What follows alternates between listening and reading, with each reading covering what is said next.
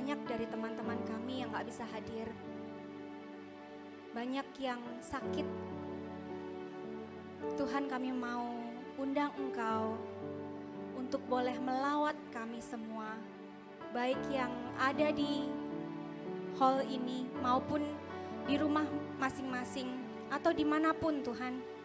Kami percaya Engkau Allah yang hidup, Engkau Allah yang maha hadir. Engkau hadir di tengah pujian kami, dimanapun kami berada. Allah Roh Kudus hadir di hati kami, bertahtalah di hati kami. Kami mau pakai hari ini, waktu ini Tuhan, 2 jam ke depan ini untuk bersekutu bersama Engkau. Kami mau pakai waktu ini yang berharga untuk menikmati kasih-Mu. Bapa yang baik, kalau saat ini masih mungkin ada hal-hal yang menghalangi hati dan pikiran kami untuk datang di hadapan-Mu, kami mohon Engkau bantu kami untuk menyingkirkan. Ada begitu banyak badai Tuhan dalam hidup kami. Masalah kesehatan, masalah financial, relasi. Tuhan, kami mau fokus seperti Petrus, mau fokus untuk melangkah memasuki hadirat-Mu dengan ucapan syukur. Kami gak mau fokus dengan badai kami Tuhan. Bantu kami saat ini. Mari Om, Tante, teman-teman, kita mau percaya dalam segala hal Tuhan berkarya, Tuhan bekerja untuk mendatangkan segala kebaikan untuk kita orang-orang yang dikasihinya. Mari kita mau nyanyikan lagu syukur ini, mau bawa rasa syukur kita. Kita fokus untuk melangkahkan kaki kita ke gerbang Tuhan.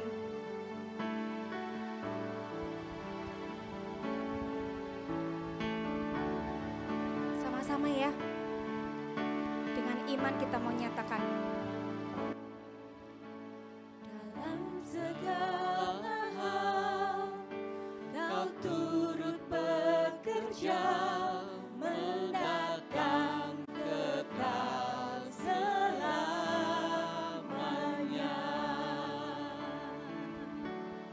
Ku angkat hatiku bersyukur buat kebaikan-Mu Tuhan. Ku bawa hatiku menyembah-Mu, Kaulah segalanya.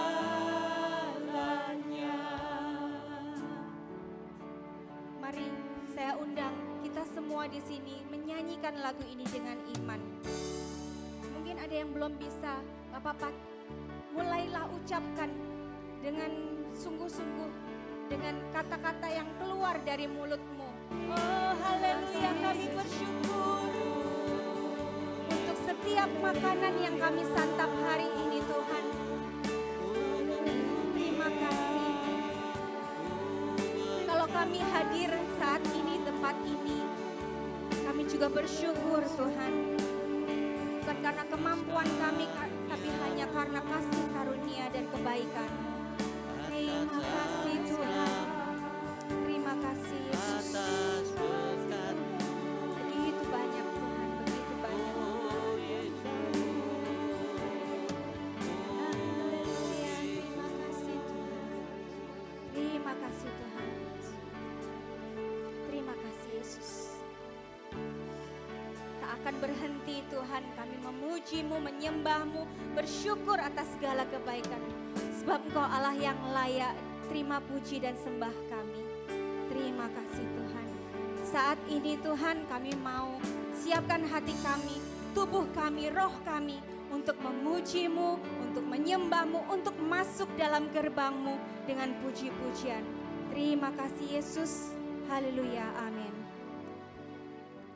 Oke. Kita mau memuji Tuhan, semua siap atau nggak tahu, not sure. Because dalam Mazmur 148, langit dan bumi pujilah Tuhan. Anda semua di bumi, kita mau siap memuji Tuhan. bersama malaikat ya. Yang semangat ya, kita mau nyanyi sama-sama memuji biar Allah bertahta di atas pujian kita. Tepuk tangan. Kalau kita bersuka cita mesti senyum sekalipun pakai masker. Kita mau sungguh-sungguh melompat memuji Tuhan.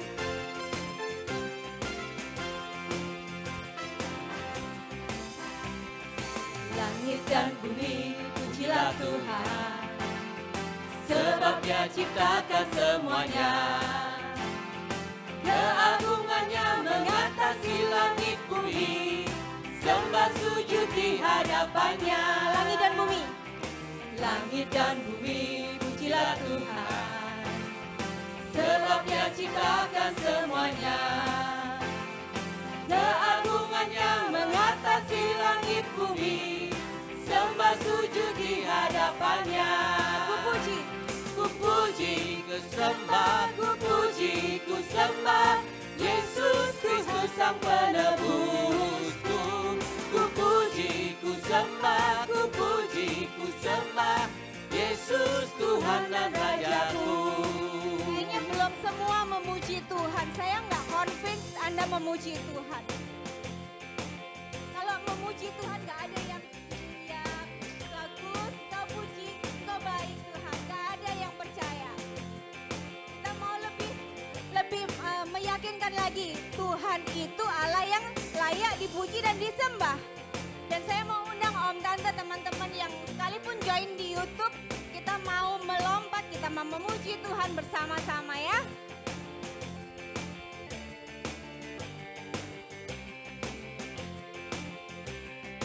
Langit dan bumi pujilah Tuhan, sebab Dia ciptakan semuanya. Keagungannya mengatasi langit bumi, sembah sujud di hadapannya. Ku puji, ku puji, ku sembah, ku puji, ku sembah Yesus Kristus Sang Penebusku. Ku puji, ku sembah, ku puji, ku sembah Yesus Tuhan dan Rajaku. lambaikan tanganmu. Ku puji, ku sembah, ku puji, ku sembah Yesus Kristus Sang Penebusku. Ku puji, ku sembah, ku puji, ku sembah Yesus Tuhan dan Saya mau Rajaku. dengar yang di sini ku puji, ku sembah, oke? Ku puji, ku sembah, ku puji, ku sembah Yesus Kristus Sang Penebusku. Lagi, ku puji, ku sembah, ku puji, ku sembah Yesus Tuhan dan Rajaku. haleluya. Haleluya, amin. Haleluya, amin. Haleluya, amin. Haleluya, amin. Sekali lagi, haleluya. Haleluya, amin. Haleluya, amin. Haleluya, amin. Haleluya, amin. Haleluya, tepuk tangan di atas kepala. Haleluya, Oh, amin. haleluya. Haleluya, amin. Haleluya. Haleluya, amin. Haleluya, amin. Sekali lagi. Haleluya, amin. Haleluya, amin. Haleluya, amin. Haleluya, amin. Haleluya, amin. Haleluya,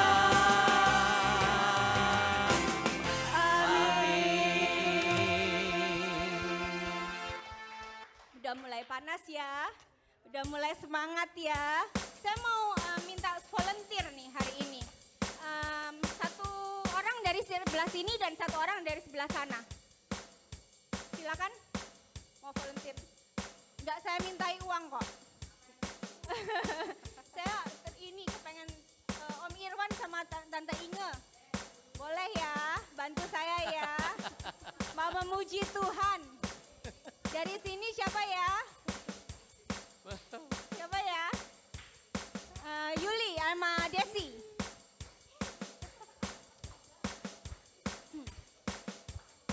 Oke. Kita mau memuji Tuhan. Kita mau nyanyi glory. Dan saya mau masing-masing orang bikin gaya. Bikin gaya. Jadi nanti kalau kita udah mulai nyanyi, kita mesti ikutin ya. Mesti ikutin om tante yang bikin gayanya, oke? Kita tes, oke?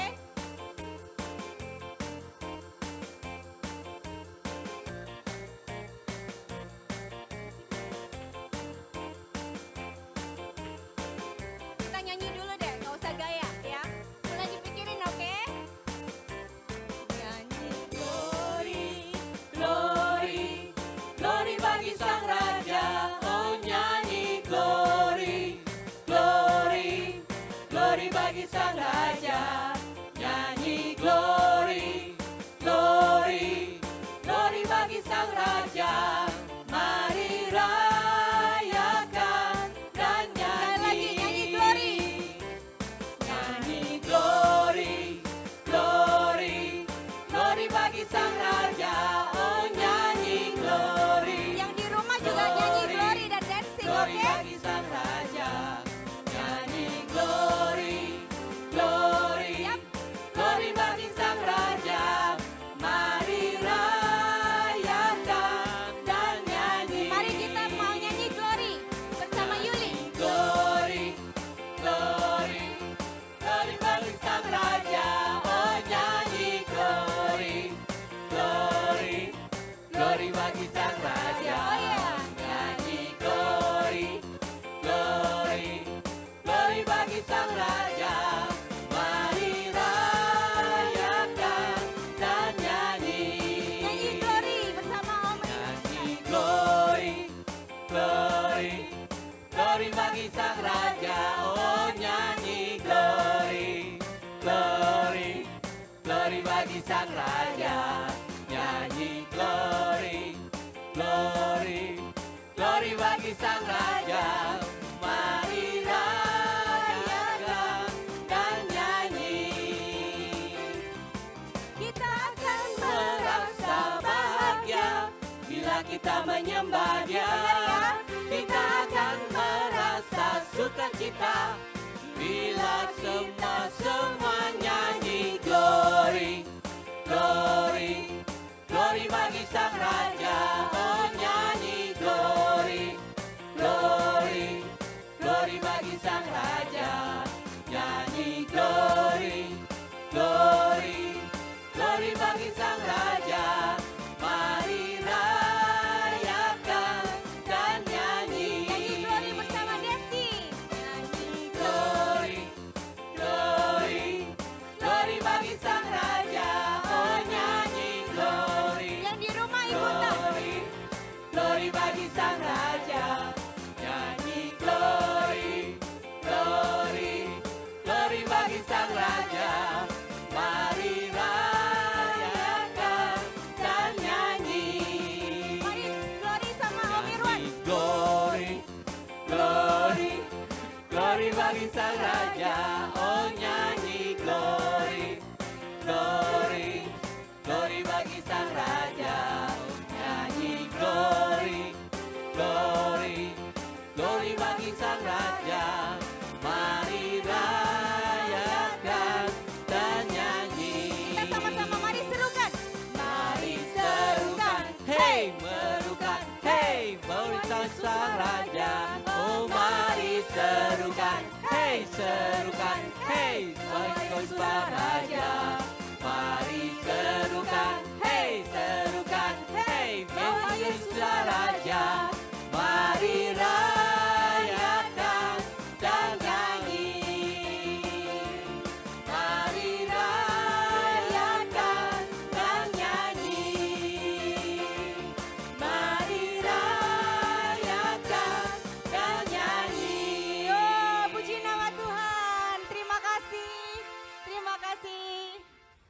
Luar biasa. Kita akan bersuka cita saat kita memuji Tuhan. Benar ya? Puji nama Tuhan. Silakan duduk menenangkan hati.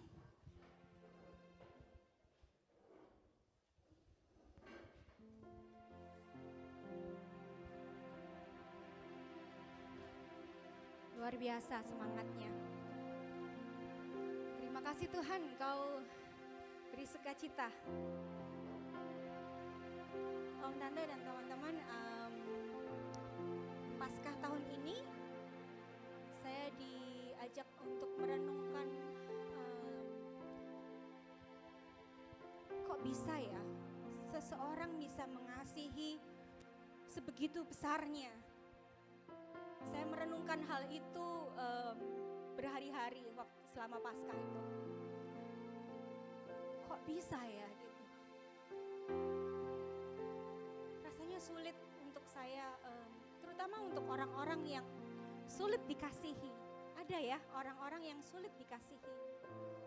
Mungkin tetangga, mungkin teman kerja, atau mungkin keluarga kita.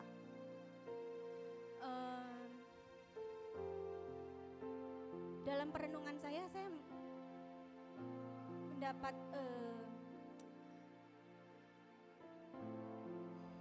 jawaban gitu, bahwa kenapa saya bisa merasa padahal sulit loh mengasihi kalau seperti kayak Yesus gitu. Karena ternyata saya mengasihi dengan kasih saya, dengan kekuatan saya gitu. Waktu itu saya diingatkan untuk, of course you can't love like Jesus gitu. Kalau kita nggak menerima kasih dari Tuhan dan mengasihi orang-orang sekitar kita itu dengan kasih Tuhan gitu. Saya bersyukur sih bisa diingetin lagi untuk hal itu. Seringkali saat Tuhan bilang, kasihilah sesamamu, kasihilah Tuhan Allahmu.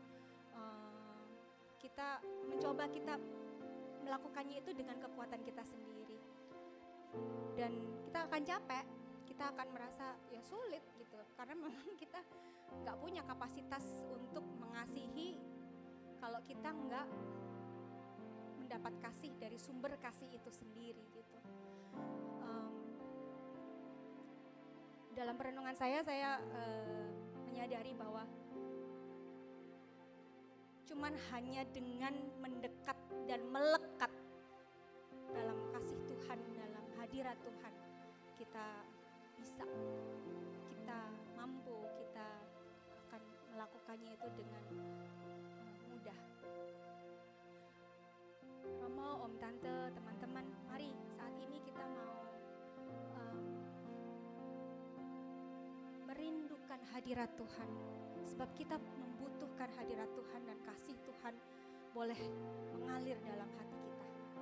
Mari kita mau buka hati, gak cuman menyadari tapi sungguh membuka hati dan merindukan hadirat Tuhan melawat kita saat ini. Kita mau lakukan lagu ini sebagai doa kita, lagu untuk merindukan hadirat Tuhan boleh mengisi dan membiarkan kita menikmati kasih-Nya.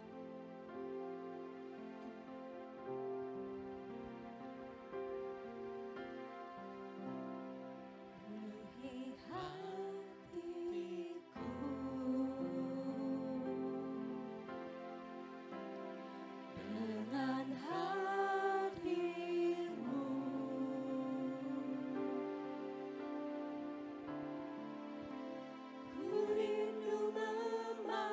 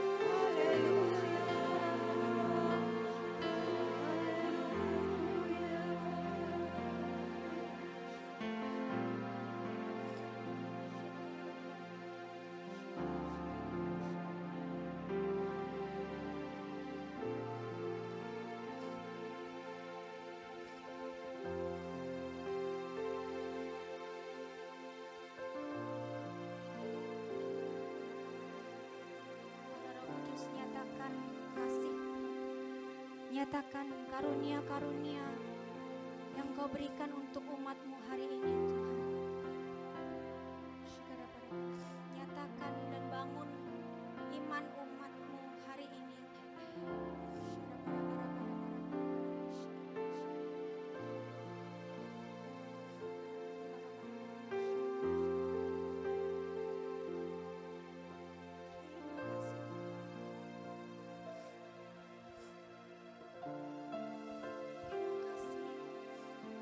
Kasih-Mu memulihkan, kasih-Mu kami rasakan hangat Tuhan, terima kasih.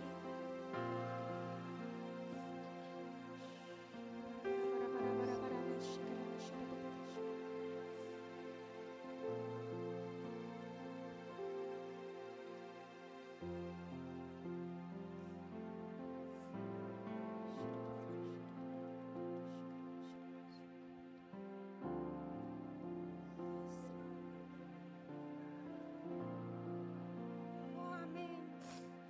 Terima kasih Tuhan. Terima kasih Tuhan.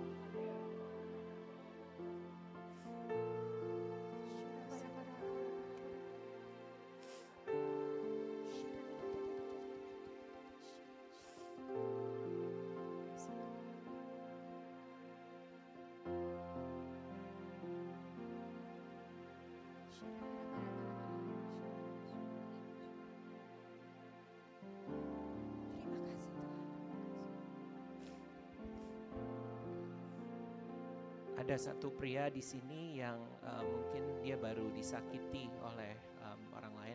Saya ngerasa mungkin itu involve something physical. Pria ini mulai memikirkan dan merencanakan untuk membalas perbuatan orang itu. Tuhan mengerti isi pikiran hatimu. Jangan lakukan, ampuni, dan Tuhan mengerti. Biarlah kasih Tuhan boleh memenuhi hatimu. Terima kasih Tuhan. Terima kasih.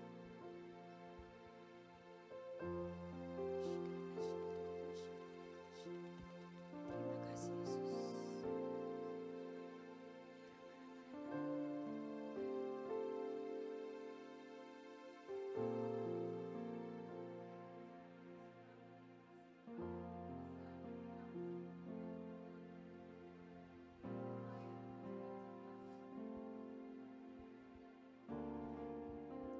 kasih Yesus. Haleluya. Yes. Yes.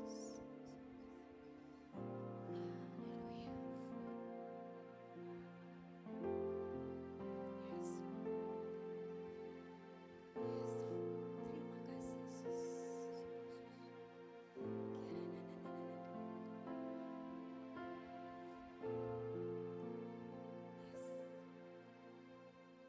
Betapa besar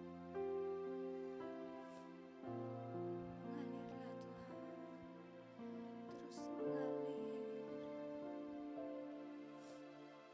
Alirkan kasih-Mu, alirkan kuasa-Mu. Sebab kami percaya Tuhan, kasih-Mu memulihkan, kasih-Mu memperbaharui, kasih-Mu menyembuhkanku. Terima kasih Tuhan.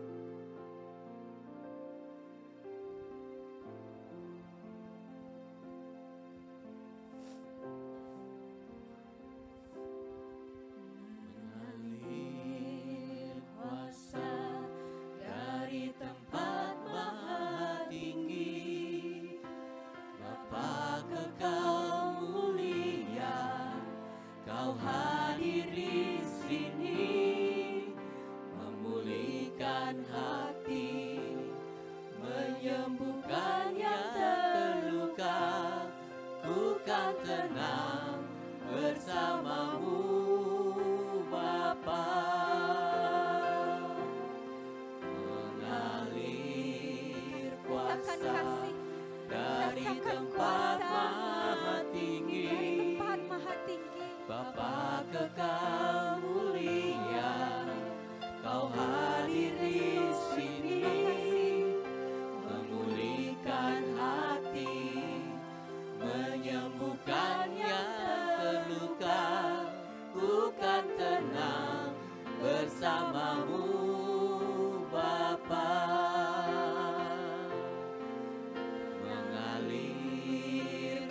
kuasa dari tempat maha tinggi. Bapa kekal mulia, Kau hadir di sini, memulihkan hati, menyembuhkan yang terluka. Ku kan tenang bersamamu, Bapa. Ku kan tenang bersamamu, Bapa. Ku kan tenang bersamamu, Bapa. Terima kasih. Terima kasih Tuhan. Terima kasih buat hari ini, saat ini. Terima kasih buat kasih-Mu yang mengalir dalam hati kami. Tuhan, saat ini biarlah kasih-Mu terus mengalir lewat firman yang akan kami dengarkan. Terima kasih Tuhan. Hadirlah, ajarlah, ubah kami Tuhan lewat firman dan kebenaran-Mu hari ini yang akan disampaikan oleh Romo Suroto. Berkati dia, urapi, beri kuasa ilahi Tuhan, agar saat dia berbicara, Engkau sendiri yang berbicara dan mengajar dan meneguhkan dan mengubah hati kami. Terima kasih Tuhan, Allah Roh Kudus, sungguh hadir dan beracaralah lewat firman yang akan disampaikan. Kemuliaan kepada Bapa, Putra dan Roh Kudus. Seperti pada permulaan, sekarang, selalu, dan sepanjang segala abad. Amin. Haleluya. Silakan Romo.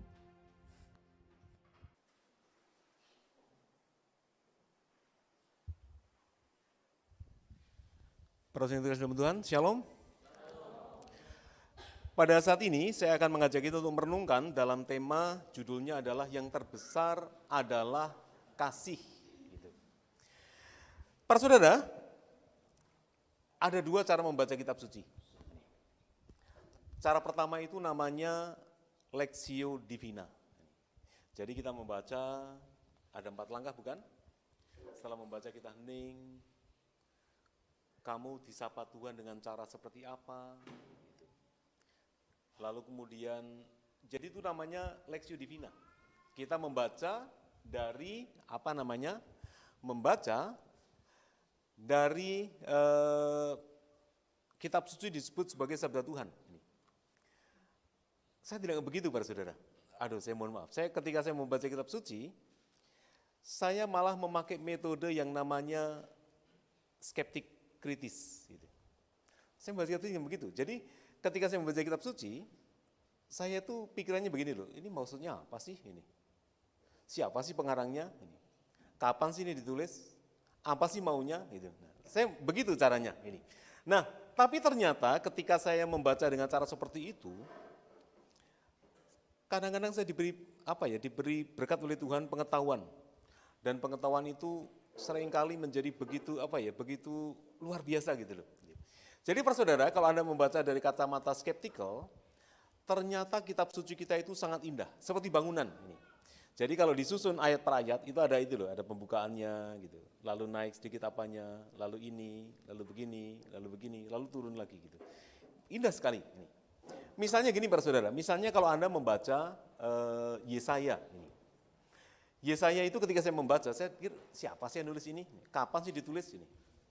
Lalu saya mulai bertanya begini loh, bagaimana mungkin ada orang yang menulis buku tetapi ceritanya itu 300 tahun? Bagaimana mungkin sih ini? Nah, itu namanya skeptik. Jadi kita kita skeptik dan kemudian kita itu mencari-cari gitu. Tapi kemudian kita jadi mengerti gitu. Oh, ternyata Yesaya itu dia orang yang suka bernubuat.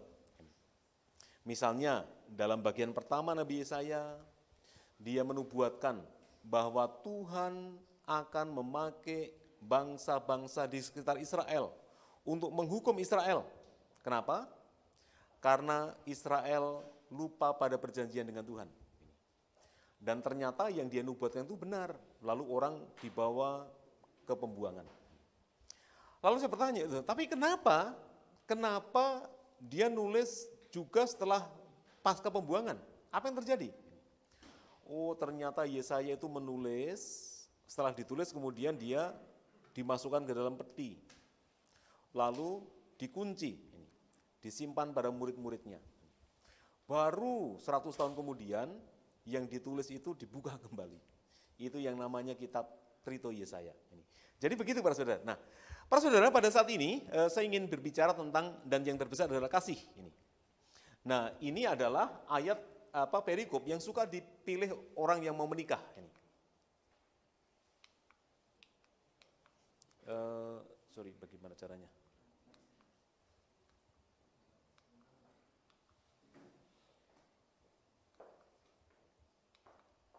Ini ya. Oh, kecil-kecil ya. Nah. Baik, saya baca-baca ya. Sekalipun aku dapat berkata-kata dengan semua bahasa manusia dan bahasa malaikat, tetapi jika aku tidak mempunyai kasih, aku sama dengan gong yang berkumandang dan canang yang bergemerincing. Sekalipun aku mempunyai karunia untuk bernubuat dan aku mengetahui segala rahasia dan memiliki seluruh pengetahuan, dan sekalipun aku memiliki iman yang sempurna untuk memindahkan gunung, tetapi jika aku tidak mempunyai kasih, aku sama sekali tidak berguna. Dan sekalipun aku membagi-bagikan segala sesuatu yang ada padaku, bahkan menyerahkan tubuhku untuk dibakar, tetapi jika aku tidak mempunyai kasih, sedikit pun tidak ada faedahnya bagiku. Kasih itu sabar, murah hati, tidak cemburu, tidak memegahkan diri, dan tidak sombong. Ia tidak melakukan yang tidak sopan dan tidak mencari keuntungan diri sendiri. Ia tidak pemarah dan tidak menyimpan kesalahan orang lain. Ia tidak bersukacita karena ketidakadilan, tetapi karena kebenaran. Ia menutupi segala sesuatu, percaya segala sesuatu, mengharapkan segala sesuatu, sabar menanggung segala sesuatu. Kasih tidak berkesudahan. Nubuat akan berakhir, bahasa roh akan berhenti, pengetahuan akan lenyap, sebab pengetahuan kita tidak lengkap dan nubuat kita tidak sempurna. Tetapi jika yang sempurna tiba, maka yang tidak sempurna itu akan lenyap. Ketika aku kanak-kanak, aku berkata-kata seperti kanak-kanak, aku merasa seperti kanak-kanak, aku berpikir seperti kanak-kanak. Sekarang sesudah aku menjadi dewasa, aku meninggalkan sifat kekanak-kanakan itu. Karena sekarang kita melihat dalam cermin, suatu gambaran yang samar-samar. Tetapi nanti kita akan melihat muka dengan muka.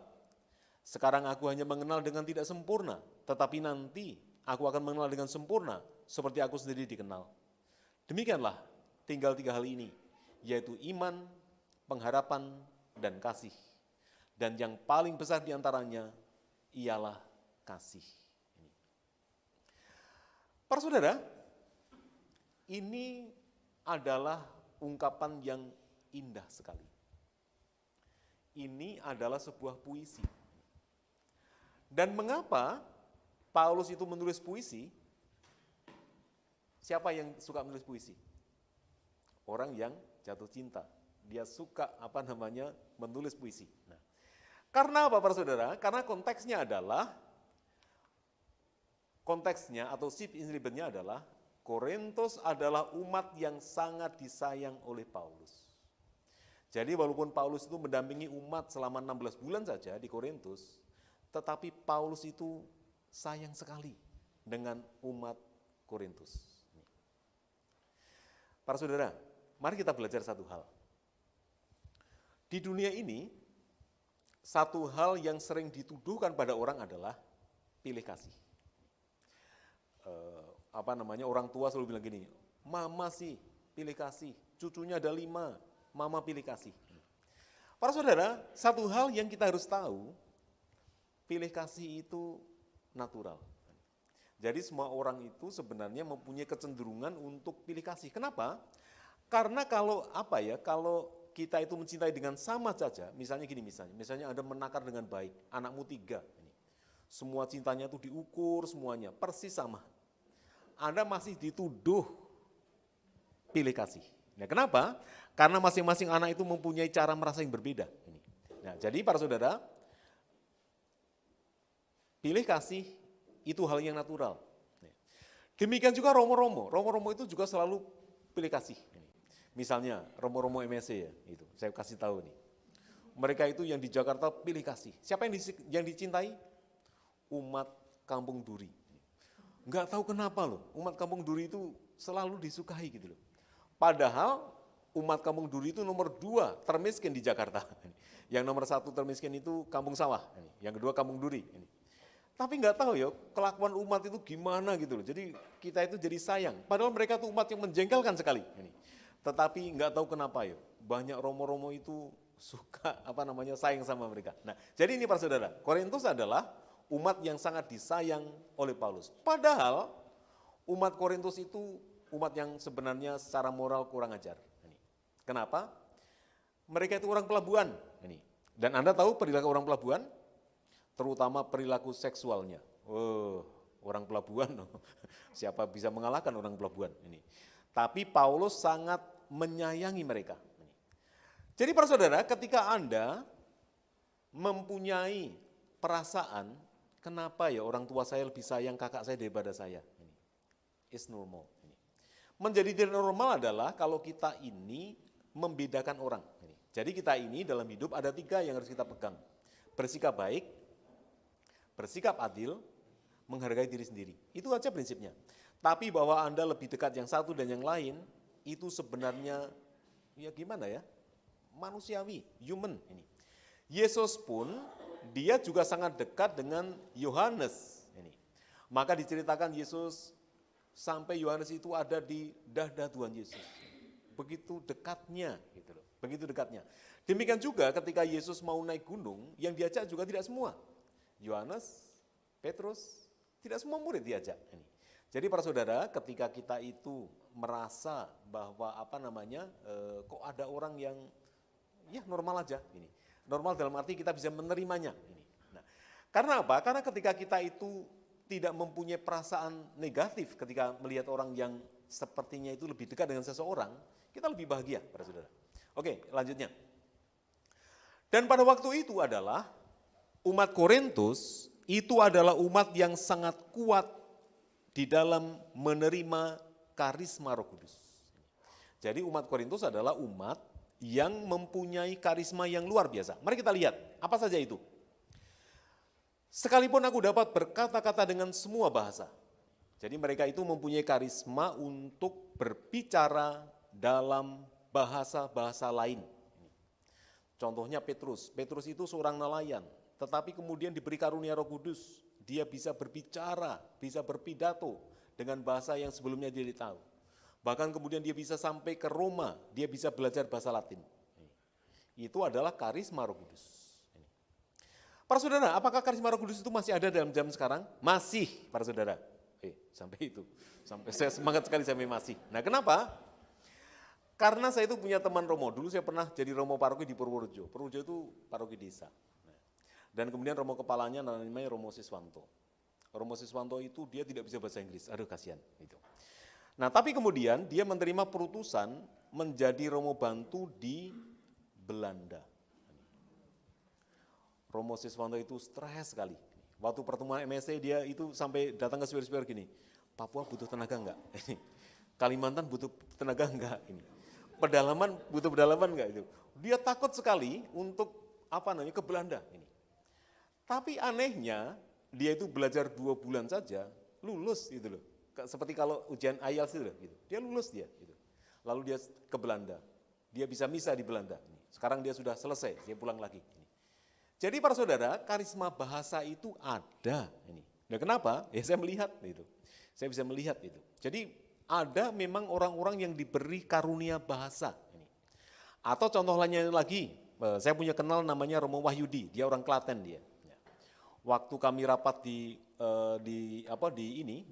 Spanyol, saya itu heran dengan dia loh. Dalam bahasa Jawa itu ngatasé wong Klaten gitu loh. Hanya orang Klaten gitu loh. Ketika ada orang bertanya dalam bahasa Spanyol, dia jawab bahasa Spanyol. Ketika ada orang bicara bahasa Itali, dia jawab bahasa Itali. Ada orang bicara tanya bahasa Portugis, dia jawab bahasa Portugis ini. Aku tuh lihatnya aja stres saya ini.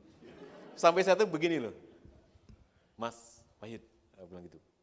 Kita itu sama-sama orang Jawa, sama-sama orang desa, kenapa kamu bisa, saya enggak ya? Itulah yang namanya karisma Roh Kudus. Jadi itu ada, saudara.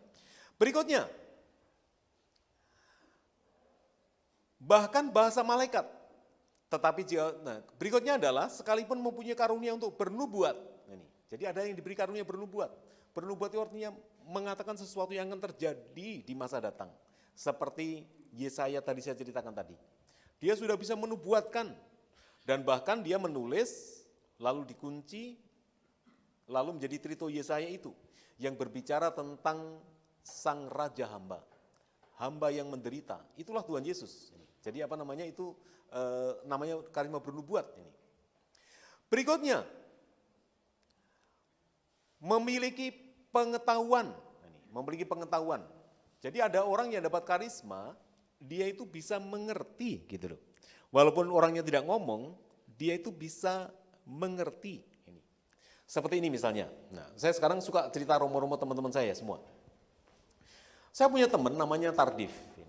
Tardif itu bukan orang Indonesia sih. Dia itu nggak suka karismatik gitu loh. Jadi dia itu pokoknya kalau karismatik bilang, no. Gitu. Dia orang nih. Nah, satu hari dia sakit dan kemudian yang rajin mengunjungi itu kelompok karismatik ini. Dan setiap kali dia itu datang, kelompok karismatik itu menyanyi. Tardif itu dia begini, dia ditutup ditutup telinganya. Dia nggak suka. Pokoknya dia karismatik, dia anti sekali gitu. Namun kemudian satu hari dia merasa kok yang mengunjungi cuma karismatik ya. Ya udahlah, ikutlah. Nggak enak hati gitu, dia dengerin itu. Nah tiba-tiba ketika didoakan, dia itu diberi karunia pengetahuan. Jadi kemudian ketika dia misa, lalu ketika dia akan selesai misa dia bicara begini, hari ini ada yang sakit sini, sembuh, hari ini sembuh, hari ini sembuh, dia bilang gitu. Dan setiap kali di misa banyak yang sembuh ini. Tapi ada Romo MSC lain yang kurang ajar, namanya Romo Idyo. Dia bilang begini, ada seorang Romo yang kakinya pincang, dia sakit jantung juga sebenarnya, karena dia itu hidupnya kurang teratur. Tuhan menyembuhkan jantungnya, tapi kakinya itu baru sedikit. Lalu Romo itu dia berdiri loh, oh itu saya gitu. Terus dia bilang gini, kenapa cuma sedikit? Kenapa nggak sekalian saja? Kenapa nanggung? Dia bilang gitu. Jadi kadang-kadang itu yang namanya karisma pengetahuan ini. Apa ada? Ada. Saya sudah bisa melihat ini. Berikutnya, membagikan segala sesuatu, bahkan menyerahkan tubuhku untuk dibakar. Nah, karena pada waktu itu ada umat yang mendapatkan karunia, karisma Roh Kudus untuk menjadi martir. Jadi mereka itu memberikan dirinya, memberikan nyawanya sendiri. Untuk apa? Untuk menjadi saksi. Maka pada waktu itu banyak orang yang diberi karisma untuk menjadi martir. Jadi para saudara, itulah daftar dari karisma itu. Nah, para saudara kalau Anda belajar teologi, karisma itu sebenarnya dibagi-bagi, bisa diberikan kategori. Ada karisma yang kekal, ada karisma yang sementara saja. Jadi ada karisma yang sementara, artinya gini, orang itu diberikan tapi hanya untuk satu waktu. Lalu kemudian tiba-tiba karismanya itu hilang. Gitu. Nah, kalau itu terjadi, itu is normal. Gitu. Jangan katakan, oh kamu pasti berdosa kamu, makanya karismamu hilang. Gitu. Enggak, memang begitu. Kadang-kadang ada karisma itu yang ada untuk sementara, ada yang kekal. Gitu. Berikutnya, ada karisma yang diberikan pribadi per pribadi, ada yang diberikan secara kelompok. Jadi ada kelompok orang yang diberikan karisma yang sama. Misalnya Romo-Romo SJ diberi karisma pengetahuan, dia pinter-pinter, itu karisma mereka, karisma tarekat mereka. Gitu. Tapi ada yang diberikan secara pribadi. Ada yang diberikan karisma secara luar biasa, ada yang diberikan secara biasa-biasa. Luar biasa itu misalnya penyembuhan, gitu, seperti itu. Misalnya dulu Romo Lambert Somar, gitu. Dia orang sakit, saya tanya, Romo sakit apa dia? Karena dulu waktu tahun 95-96 saya pastoral dengan dia pembimbing saya selama 1 tahun. Ini. Dia bilang dia sakit ginjal dia, ini. Disembuhkan. Gitu. Saya tanya ke dia, Romo saya mau tanya nih, kalau Romo itu melet orang bisa nggak? Melet itu gini loh, membunuh orang dari jauh gitu. Dia bilang gini, kamu itu orang nggak percaya gitu loh. Ginjal kecil aja saya bisa, apalagi jantung orang gampang sekali gitu. Tapi kenapa Romo nggak lakukan? Aduh, itu berdosa. Jadi dia bilang begitu. Tapi Romo Lambert mengatakan begini, tapi karisma itu adalah pemberian Roh Kudus, tetapi hanya dipakai untuk pembangunan jemaat. Tidak diperbolehkan untuk kepentingan pribadi. Gitu. Lalu saya tanya kepada Romo Lambert lagi, Romo, saya mau tahu, pengen tahu lagi nih. Ini. Misalnya nih Romo, ada orang yang punya karisma penyembuhan, gitu. Kemudian dikomersilkan. Apa yang terjadi? Lalu Romo Lambert bilang gini, udah kamu gak usah banyak tanya, lihat saja, ini ada orang sana itu, bilang gitu, dia punya karisma. Karisma apa? Penyembuhan. Tapi dikomersilkan. Apa yang terjadi? Lihat aja, bilang gitu. Ternyata orang itu ketika dikomersilkan, penyembuhannya itu dikomersilkan, apa yang terjadi? Rambutnya rontok. Gitu. Lalu seperti dia itu penyakitnya itu seperti nyerap di tubuhnya gitu loh. Nah, jadi para saudara, Romo Lambert mengatakan, jadi ketika engkau mendapatkan karisma Roh Kudus, itu selalu untuk kepentingan jemaat, tidak untuk diri sendiri. Kalau untuk diri sendiri, biasanya akan ada hal negatif, seperti itu. Nah, namun ada orang-orang yang diberi karisma yang biasa. Karisma biasa itu walaupun seringkali disepelekan, tapi itu penting sekali. Misalnya gini, saya dulu punya teman di Jakarta, namanya Ling Ling. Ling Ling itu kalau ada PD, dia selalu bagian itu loh, mencatat orang itu. Siapa yang datang? Gitu, dia itu kalau berteriak, 300 meter kedengaran gitu loh. Dan tapi karena itu, kalau ada PD, orang tanya begini, bukan bertanya siapa yang memberikan firman gitu, siapa yang memberikan firman, Liling ada enggak? Kenapa? Karena dia itu lucu sekali, kehadirannya lucu sekali. Nah, itu namanya karisma yang biasa. Walaupun biasa, ketika dipakai untuk pelayanan, itu membuat hal besar ini Pak Saudara. Jadi Pak Saudara, jangan menyepelekan hal-hal kecil dalam kehidupan kita. Baik, lanjutkan. Nah, para saudara, namun apa yang terjadi pada waktu itu?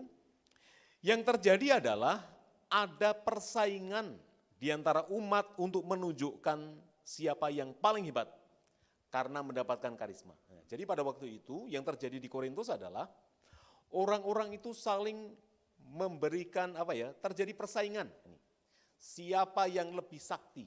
Seperti itu. Nah, jadi yang terjadi seperti itu. Jadi siapa yang lebih mendapatkan, maka kemudian orang-orang berusaha untuk menunjukkan ini karisma yang diberikan.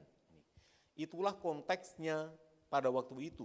Maka kemudian dengan kesedihan, dengan bahasa yang sangat indah, Paulus merangkai puisi yang indah itu. Kenapa? Karena waktu itu umatnya terjadi persaingan. Jadi umat itu bersaing siapa yang karismanya itu lebih tinggi, para saudara. Padahal para saudara, karisma itu nggak bisa dipersaingkan. Kenapa? Semua orang itu punya masing-masing. Ini. Seperti ini misalnya ya, saya itu pernah punya pengalaman lucu-lucu. Saya tuh senang sekarang. Kalau udah umur 50, itu senangnya luar biasa. Kenapa? Kalau sudah umur 50, pengalamannya banyak gitu. Jadi saya itu bisa ingat ini, ingat itu, senang sekali. Nah, saya pernah punya sahabat namanya Pak Arjianto. Pak Arjianto itu seorang tokoh karismatik. Nah dia seorang pendoa dia. Saya tuh heran dengan dia loh gitu. Dia tuh kalau menumpangi tangan gitu, orangnya tuh terlempar tuh, cepat sekali tuh, terlempar, cepat sekali tuh, cepat sekali gitu. Nah, tapi dia tidak sombong. Kalau orang sombong itu gini loh, dia numpangin tangan gini. Itu namanya orang sombong ini. Nah, jadi para saudara, kalau ada orang numpangin tangan, lihat aja dia. Kalau dia serius terus, matanya gitu terus, oh dia baik dia. Tapi kalau dia begini, dia begitu. Itu berarti dia ada kesombongan. Nah, apakah ada? Enggak ada, saya enggak pernah lihat. Ini reka-reka saja. Nah satu hari Pak Arjianto itu kecapean, lalu dia panggil saya, Romo, saya masih Romo muda waktu itu. Romo, tolong saya. Oke. Saya tumpangi tangan begini gitu. Orangnya malah gini. Enggak ada satupun yang jatuh ini. Waduh. Kenapa? Ya saya enggak dapat karismanya gitu loh. Apakah saya harus iri? Ya enggak lah, ngapain harus iri? Itu pekerjaan, enggak ada uangnya, ngapain diberi? Ngapain diirikan ya kan? Iya kan? Itu. Justru ketika Anda dapat karisma, Anda mempunyai tanggung jawab gitu loh. Ngapain gitu loh. Nah, tapi satu hari terbalik. Pak Arjanto itu tiba-tiba lari lagi ke pasturan waktu itu. Romo, tolong gitu. 2 Romo, jangan hanya 1. Romo itu juga. Romo itu pakai celana pendek waktu itu. Lalu apalagi ini. Waktu saya masuk aula, ternyata Pak Arjanto itu sementara melepaskan itu loh. Jadi kan banyak orang Jawa itu, orang Cina Jawa itu imannya itu terbagi gitu loh. Kenapa terbagi? Ikut Yesus tapi punya pegangan-pegangan. Ya, ngerti ya? Itu dosa berat loh. Kamu jangan main-main loh dengan itu loh.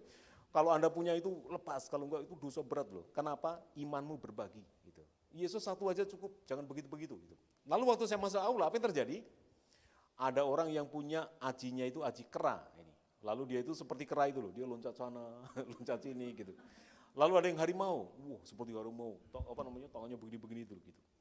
Lalu ada yang pokoknya macam-macam gitu loh. Saya sampai hati, apa ini ya gitu. Ternyata roh-roh jahat itu ada juga ya ini. Saya lihat sendiri ini seperti itu. Lalu kemudian Pak Arjanto bilang gini, Romo saya nggak punya karisma ini Romo, tolong Romo.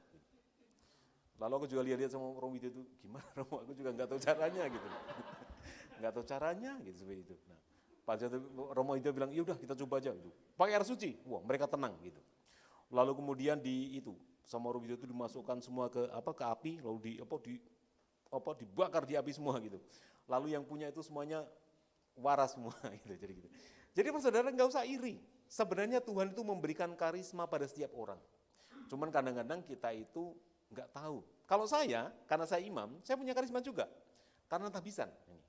Jadi saya itu mendapatkan karisma, dan karisma saya itu hanya dekat dengan sakramen yang saya berikan. Gitu, seperti itu. Itu saja. Gitu. Seperti contohnya gini loh, contohnya. Ini masih bicara tentang roh-roh itu loh gitu. Ada orang, waktu itu saya punya pengalaman, ada orang itu dia nggak mati-mati gitu loh. Sudah sakit lama, nggak mati-mati. Kenapa? Anda tahu nggak? Ya itu pegang-pegang itu loh, punya pegangan macam-macam itu loh. Dia punya banyak keris, punya banyak ini gitu. Waktu mati menderita gitu. Lalu saya bilang sama keluarganya begini, ada satu cara supaya dia mati dengan damai. Gimana Romo? Dibaptis. Dibaptis jadi meninggal. Kan kenapa? Kan dia jahat kan? Dibaptis milik Yesus, dia meninggal. Lalu bilang, kalau begitu Romo baptis saja. Wah, ini. Aku tiba-tiba saya takut saya. Waktu saya ketemu, waktu saya ke rumahnya dan lihat dia, gila itu. Jantung saya itu langsung berdegup itu. Dia itu wajahnya seperti kalau Anda lihat Lord of the Ring, nonton film itu, ada Smeagol tahu nggak ya? Dia itu seperti itu loh, Smeagol itu loh, matanya merah, lalu gila. Waktu saya lihat begitu, lihat saya itu, saya langsung mundur 3 langkah saya, takut saya. Nah, tapi Tuhan memberi karisma pada saya. Jadi waktu saya mendekat itu, saya lihat aja gitu, saya lihat gini itu. Waktu saya minyak suci gitu, dia tenang, langsung cepat sekali. Saya masuk dalam nama Putra Kudus, amin. Nah, tapi karena saya Romo, ya sudah. Yang seperti saya bilang, saya belum sampai ke mobil, yang punya rumah sudah lari. Romo, dia sudah meninggal. Tenang nggak? Tenang, saya lihat lagi. Oh iya berubah, wajahnya berubah, menjadi lebih tenang. Nah, jadi para saudara, kita itu mempunyai karisma. Jadi para saudara, kita ini nggak perlu iri-irian. Seperti yang terjadi di kalangan orang-orang Korintus itu. Jadi mereka itu konteksnya adalah mereka itu bersaing siapa yang paling jago di dalam mempunyai ini. Baik, cuplikan dari Wikipedia. Jadi ini kalau kita lihat Wikipedia aja, ditulis begini.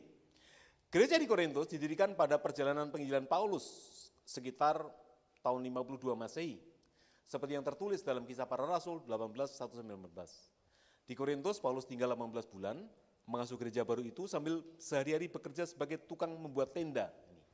Jadi Paulus itu pada zaman dahulu, orang kalau belajar kitab suci, dia juga sekaligus belajar membuat tenda atau apa saja keterampilannya. Supaya apa? Supaya dia itu mendapatkan nafkah. Jadi seperti Paulus dia membuat tenda, dijual gitu. Kalau malam dia mengajar gitu. Berikutnya, Paulus menyebut orang Korintus tidak kekurangan dalam suatu karunia pun. Itu artinya apa? Mereka mempunyai karunia lengkip ini. Jadi lengkap semuanya ini. Atas keadaan inilah jemaat Korintus menjadi sangat bergembira. Namun sikap ini juga yang membuat jemaat di Korintus menjadi congkak, puas diri, sehingga keadaan jemaat menjadi kacau. Jadi terjadi kekacauan. Akibat kekacauan ini, jemaat Korintus mengalami ekstase atau kegembiraan yang meluap. Ekstase ini ditujukan bukan lagi kepada Kristus, melainkan terhadap perempuan-perempuan yang dapat memenuhi hasrat mereka. Jadi kemudian kebahagiaan di dalam iman itu kemudian malah menjadi kebahagiaan seksual. Bisa terjadi enggak? Bisa terjadi. Itu bisa diterangkan secara psikologi. Nah, tapi kita ini perlu belajar. Jadi message dari Paulus adalah, kalau engkau diberi karisma, syukur kepada Tuhan. Tapi tidak perlu kita ini kemudian menjadi saling iri hati. Menunjukkan siapa yang paling yang paling hebat di antara mereka. Nah, maka para saudara, Paulus mengatakan punya pesan inti begini, walaupun engkau memiliki berbagai karisma, tetapi kalau tidak ada kasih, jadi karisma kasih itulah yang kemudian justru mempersatukan. Para saudara, saya itu dikritik umat begini, Romo itu kalau lihat orang CIC selalu semuanya orang baik. Mereka pernah bilang begitu. Romo nggak pernah mengkritik. Oke, sekarang saya mau mengkritik orang CIC sekarang. Nah, supaya baik ini. Umat CIC yang menjengkelkan saya adalah mereka itu terperangkap pada satu hal yang namanya ego sektoral. Jadi ketika sudah berbicara tentang suatu program, ego sektoralnya itu muncul. Artinya apa? Mereka tuh melihat dari satu sisi saja. Kalau ahli keuangan, lihatnya dari uang aja itu. Masuk keluar gitu. Jadi kita itu perlu belajar begini loh, dalam hidup itu begini loh. Jadi kita ini, seni hidup itu begini, seni hidup. Seni hidup itu ada dua, yaitu kita itu melihat dari dekat, jadi diginikan itu, tapi juga melihat dari jauh. Jadi melihat dari dekat, melihat dari jauh. Gitu. Jadi misalnya gini, misalnya ketika ada masalah suami istri itu, coba konteksnya itu diperluas. Kapan kamu pertama kali ketemu, kapan kamu jatuh cinta, apa yang dulu membuat kamu cinta, itu kan artinya perspektifnya diperluas gitu. Tapi ada waktunya di mana ketika engkau bekerja dipersempit. Itu, misalnya kamu menjadi seksi konsumsi, jadi persempit. Berapa yang hadir, mereka suka apa, siapa yang nggak suka babi, ditulis semua gitu. Nah itu, jadi hidup itu begitu, perspektif panjang dan sempit gitu, seperti itu. Nah, tapi intinya begitu. Nah berikutnya, ketika kita bicara, ketika kita maka kemudian Paulus memberikan nasihat seperti ini, kasih itu sabar, murah hati, tidak cemburu, dan sebagainya. Ini adalah ciri-ciri tentang kasih itu. Nah, para saudara, tapi kemudian Paulus mengatakan begini, sebab pengetahuan kita tidak lengkap dan nubuat kita tidak sempurna. Tetapi jika yang sempurna tiba, maka yang tidak sempurna itu akan lenyap. Para saudara, saya itu sebenarnya tidak begitu mengerti apa yang dimaksud dengan yang sempurna tiba. Apa itu? Apa itu yang dimaksud yang sempurna itu tiba? Nah, maka kemudian kalau kita tidak tahu, maka kemudian kita ini perlu untuk menafsirkan. Apa artinya ini? Tafsiran saya begini. Dalam kehidupan beriman, yang sempurna itu hanya satu, yaitu Allah sendiri. Yesus sendiri. Dialah yang sempurna. Maka satu hal yang perlu kita minta dalam hidup adalah kalau kita itu bisa bersentuhan.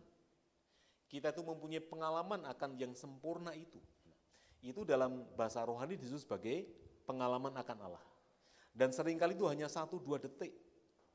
Tapi sekali kita merasakan pengalaman itu menjadi seperti energi yang luar biasa. Itulah yang saya tafsirkan sebagai yang sempurna tiba. Misalnya gini ada orang yang namanya Santo Ignatius. Ignatius itu dia senangnya perang. Dia selalu ingin kekuasaan duniawi. Dia senangnya itu duel, merebut istri orang, gitu. Lalu kemudian perang. Dia suka-sukanya begitu itu. Makanya waktu saya ke tempat sana itu ada tempat di mana, ini dulu Ignatius berkelahi di sini, seperti gitu. Waktu saya ke tempatnya, gitu. Tapi kemudian ketika dia itu kena mortir, kakinya kena mortir, lalu di Villa Loyola itu nggak ada buku lain gitu. Sebenarnya dia pengen cari bokep ini, tapi nggak ada. Gitu. Nah, bokep itu kan kalau zaman dulu kan hanya satu, yaitu roman picisan ya. Jadi apa namanya, buku-buku stensilan gitu loh. Kalau bahasa kamu sekarang itu nggak ada. Yang ada cuma satu, yaitu buku para kudus dan kitab suci. Ya, tapi karena nggak ada yang lain ya sudahlah dia baca gitu. Nah, lalu kemudian tiba-tiba dia hatinya itu tersentuh. Nah, lalu kita tahu apa yang terjadi. Dia menjadi Santo Ignatius. Dia kemudian menjadi pejuang gereja yang hebat. Itulah yang namanya yang sempurna. Jadi ketika kita itu disentuh satu kali saja. Ini lagi Agustinus. Agustinus juga hampir sama. Agustinus itu dia tidak suka membaca kitab suci. Kenapa? Karena Agustinus itu mengatakan begini, kitab suci itu gramatikanya lemah. Kan dia kan orang yang ahli, dia pintar sekali. Kitab suci kita itu sebenarnya secara sastra itu terlalu sederhana, gitu. Kurang indah dibandingkan dengan misalnya Cicero. Quos ketandem abutilina katiansia patientia nostra, with audit audacia. Indah kan? Gitu. Tapi kalau kitab suci, pada mulanya adalah firman, firman itu adalah Allah, dan ia adalah Allah. Kurang gaya gitu. Makanya Agustinus tidak suka. Tapi kemudian ketika dia kemudian melihat ibunya yang menangis mendoakan dia kemudian hatinya tersentuh. Maka dalam bukunya dia mengatakan begini, karena wanita itu yang membasahi tempat doanya dengan air matanya, maka kemudian saya tersentuh. Jadi itulah yang namanya sentuhan pengalaman akan Allah.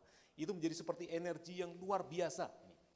Atau Paulus sendiri, dia itu seorang guru, tapi kemudian dia menganiaya jemaat, tapi kemudian ketika dia berjalan, dan kemudian dia dalam perjalanan untuk menganiaya jemaat, dia disentuh pengalaman satu kali, tapi kemudian dia itu bisa berubah. Jadi yang sempurna itu hanyalah Allah sendiri. Maka saudara, saya membayangkan ini adalah gambar yang aku paling suka selama ini. Sampai sekarang saya paling suka gambar ini. Kenapa saya suka? Ini adalah cerita tentang orang Samaria yang baik hati. Siapa itu? Dan orang Samaria yang baik itu ternyata adalah Yesus sendiri. Tahu dari mana? Ini ada merah-merahnya begini. Lalu dia itu menggendong orang yang sakit itu, yang dikena begal itu. Namun yang untuk saya paling indah adalah matanya. Matanya berapa coba saudara? 1, 2, 3. Apa artinya itu? Itu artinya ketika kita sudah ditebus oleh Tuhan. Ketika Tuhan sudah memberikanmu berbagai macam rahmat, Tuhan memberikan kebaikan padamu. Cobalah kita ini mencoba untuk melihat segala sesuatu dari kacamata Tuhan. Gitu loh. Maka ketika kita melihat dari kacamata Tuhan, kita itu akan menjadi lebih sabar. Kita itu menjadi lebih lebih murah hati. Kamu itu menjadi lebih, ya seperti itu loh. Jadi matanya jadi 3. Nah, kenapa tidak 4-4-nya? Ya karena kita manusia. Namanya manusia itu kita kan masih mempunyai kelemahan-kelemahan manusiawi. Tapi walaupun kita masih punya kelemahan manusiawi, ya kita sedikitlah melihat segala sesuatu dari kacamata Tuhan. Itulah yang tafsirkan sebagai hal yang sempurna. Nah, para saudara, kalau Anda ini mempunyai karisma, lalu apa yang harus Anda lakukan? Yang dilakukan adalah ini, enfinem omnia. Kompas. Apakah di dalam pelayananku arahku itu masih benar? Yang saya cari itu kepentingan sendiri, gaya pribadi, atau karena untuk jemaat? Ini para saudara. Para saudara, kalau di seminari, saya suka seminari ini. Di seminari ada 2 fungsionaris yang biasanya nggak jadi imam. Apa itu? 1, orang main piano. Orang main piano itu biasanya nggak jadi. Yang kedua kiper sepak bola. Kenapa gitu loh? Saya tuh pernah berpikir kenapa ya? Datanya itu siapa yang menjadi organis biasanya nggak jadi imam gitu. Kenapa ya gitu loh? Nah, lalu aku jadi mengerti waktu saya perhatikan terus. Ya. Jadi kadang-kadang saya itu masang kamera pengen lihat organis itu buat apa sih? Oh ternyata organis itu gini loh. Ketika ada pengajaran, ada firman Tuhan, dia asik main itu aja gitu. Main apa? Ya sudah nggak masuk firmannya gitu. Nah, tapi juga kadang-kadang pemain piano itu kadang-kadang ketika dia kalau dia itu main di komunitas Father aja itu biasanya biasa aja gitu. Tapi ketika ada cewek-cewek cantik ini Father itu, wah dia main piano beda dia, tangannya tuh sampai gini-gini. Nah, jadi para saudara maksudnya apa? Maksudnya begini para saudara, kita ini perlu mengukur apakah pelayananku ini masih dalam garis yang benar untuk kemuliaan Tuhan, untuk kepentingan jemaat. Ataukah ada kita ini seperti lurus-lurus mata kail, kan gini kan itu. Sepertinya untuk orang lain, tapi ujung-ujungnya ke diri sendiri. Atau kita ini kalau Anda orang Australia, lurus-lurus lempar bumerang, gitu. Sepertinya dilempar ke sana, tapi balik kembali. Nah disitulah kita itu butuh kerendahan hati untuk melihat bersama dengan Tuhan. Apakah yang saya lakukan dari karisma yang Tuhan berikan ini masih searah dengan dengan maksud Tuhan gitu. Maka dalam hal ini kita penting sekali untuk latihan ini, arah utara sejati. Enfinem omnia. Enfinem itu artinya akhir dari segala sesuatu. Arah utara sejati. Asas dan dasar. Asas dan dasar itu artinya apa sih yang menjadi tujuan hidupku ini? Nah inilah cara kita supaya supaya karisma yang diberikan kepada kita itu dapat dilakukan untuk kemuliaan Tuhan. Para saudara, ketika saya itu pernah 5 tahun di paroki dan sekarang di CIC Sydney. Saya sebenarnya tidak pernah melihat komunitas yang sekaya CIC. CIC itu kaya sekali. Orang yang main musik banyak sekali. Orang yang suaranya bagus banyak sekali. Orang yang pintar ngitung uang banyak sekali. Lalu kemudian orang yang bisa menyampaikan firman banyak sekali. Dan rata-rata orang-orang CIC itu lebih well informed daripada orang yang pernah saya jumpai. Jadi para saudara, kita ini sebenarnya banyak diberkati Tuhan dengan berbagai macam pemberian dari Roh Kudus sendiri. Namun satu hal yang perlu kita pelajari dari Injil ini adalah supaya karisma yang diberikan Roh Kudus kepada kita justru tidak membawa kita kepada perpecahan, tapi justru membawa kita kepada pelayanan sejati kepada Tuhan. Maka kadang-kadang kita perlu mengukur diri kita, apakah arah kita masih lurus seperti itu. Para saudara, mari sekarang kita tunduk kepala dan kita berdoa. Tuhan, kami bersyukur kepadamu, karena Roh Kudus telah memberikan kepada kami karisma. Ada di antara kami yang Engkau berikan karisma bernubuat. Ada di antara kami yang Engkau berikan karisma untuk memberikan pujian, sehingga dapat menarik begitu banyak orang, sehingga hatinya terangkat di dalam pujian kepadamu. Ada di antara kami, Engkau berikan karisma mengajar, sehingga ketika mengajar dia dapat betul-betul membuat orang dapat mengerti. Ada di antara kami yang Engkau berikan karisma berorganisasi, membimbing kami, mengarahkan kami, menuntun kami. Namun banyak juga di antara kami Tuhan yang Engkau berikan karunia-karunia biasa, yang walaupun biasa, tetapi kehadiran kami ternyata membawa sukacita kepada sesama kami. Ajarilah kami Tuhan, supaya kami dapat mengerti karisma yang Engkau berikan kepada kami. Dan kami memakai itu untuk kemuliaan-Mu. Tuhan, kami manusia. Seringkali ketika kami mempunyai karisma, seringkali karisma itu kami pakai untuk kesombongan diri. Seringkali kami merasa lebih daripada orang-orang lain. Tuhan, semoga lewat Rasul-Mu Paulus yang menggubah satu puisi yang indah sekali, kami diingatkan bahwa karisma apapun tanpa kasih kepada Engkau dan pada sesama tidak ada gunanya. Semoga kami dapat menempatkan karisma itu di dalam mengasihi Engkau dan mencintai sesama kami. Kemudian kepada Bapa dan Putra dan Roh Kudus, seperti pada permulaan, sekarang, selalu, dan sepanjang segala abad. Amin.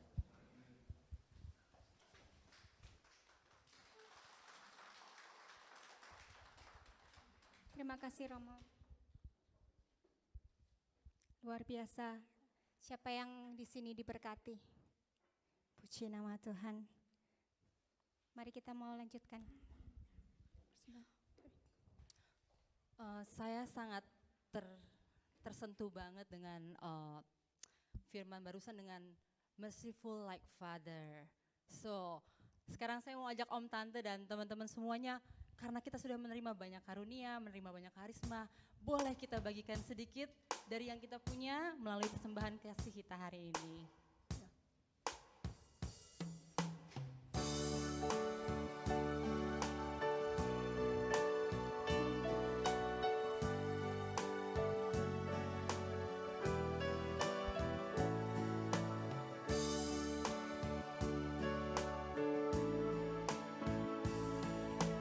Impianku, semua milikku, ku serahkan padamu Tuhan.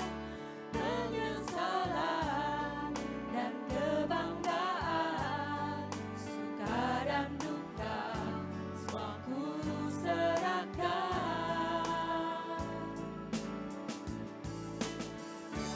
Lalu yang akan datang, hasrat dan harapan yang terbayang, masa depan dan rencanaku, semua serahkan dalam tanganmu.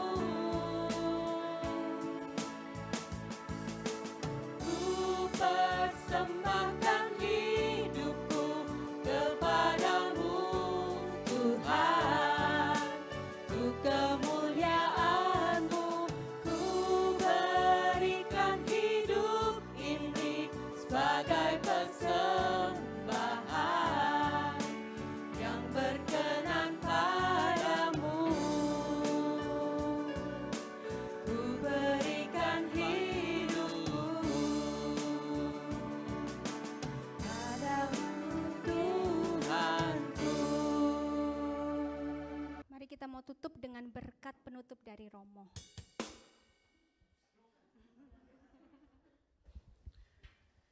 Pak Saudara, mari kita mohon berkat Tuhan. Tuhan bersamamu. Semoga para saudara sekalian senantiasa dibimbing, diberkati, dikuatkan oleh berkat Allah yang Maha Kuasa, Bapa dan Putra dan Roh Kudus. Amin. Terima kasih Romo. Sudah dapat berkat, biarlah roh Tuhan kita sendiri boleh menyala-nyala dan memberkati sepanjang hidup kita selanjutnya. Tepuk tangan dong, tetap semangat sekalipun acara sudah selesai, biar roh kita terus menyala-nyala untuk Tuhan.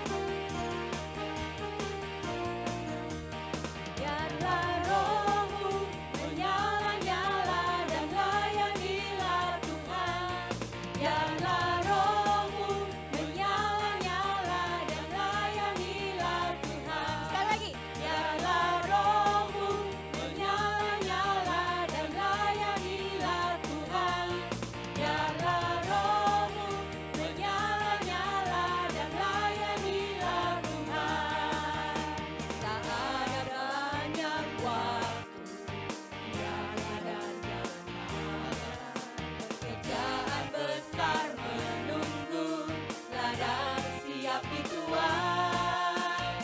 Tanggalkan segala beban dan dosa yang merintangi, daripada tujuan panggilan surgawi.